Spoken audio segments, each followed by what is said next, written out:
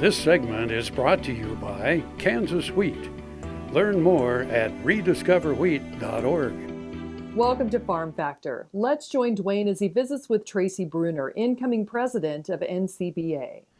Duane Toews joining you once again with AGam in Kansas. And while at the Cattle Industry Convention and NCBA Trade Show in San Diego, California, an opportunity to catch up with Kansas born and raised Tracy Brunner from Ramona, Kansas, roughly. President-elect of the National Cattlemen's Beef Association joining us on the program. And Tracy, San Diego in January, a pretty good option for a lot of producers. This is great, isn't it, Duane? They tell me that San Diego has the most stable climate and the smallest temperature variation of anywhere in the continental United States. And we are good with that here this week. Down to business, Tracy. Here this is a meeting of a lot of different organizations around the cattle industry, NCBA being one of those. And you're set to take the helm of the organization as president as we head toward the weekend of the conference. As far as the organization itself, the cattle industry has seen some turbulent times this year, but some victories for the industry as well. Well, we're coming off a very successful congressional session in the omnibus appropriations bill. At the end of 2015, we were able to get some wins, some inclusion of some items that were very important to cattlemen, or some tax credits that were included in that bill.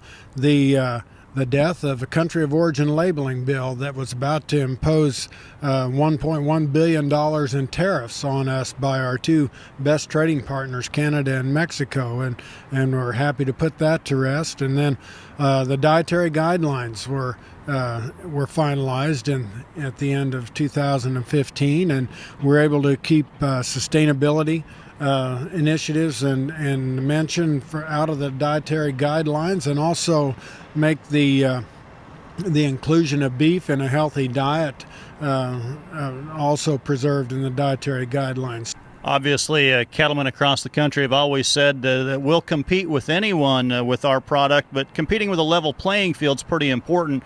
The Trans-Pacific Partnership, the agreement's put together. We've got some ratification things to deal with yet, though. Well, you're sure right there, Duane. And cattlemen took the lead, if you will, in so far as business interests and in helping assure the signing of the negotiation of the Trans-Pacific Partnership. And now we got that big hurdle of getting it ratified in Congress. And so that's a top priority for National Cattlemen's Beef Association in the coming year, is the ratification of TPP.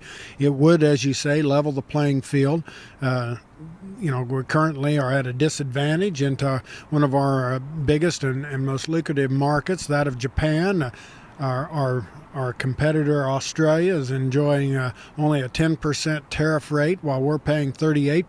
TPP would lower that to the same rate for everyone within the agreement, and level our tariff with Japan's, and also decrease that tariff from 38% down to 9% over about a 15-16 year period. So additionally, it would gain us access to about 40% of the global economy. Our thanks to Tracy Brunner, President-elect, soon to be President of the National Cattlemen's Beef Association, joining us in San Diego.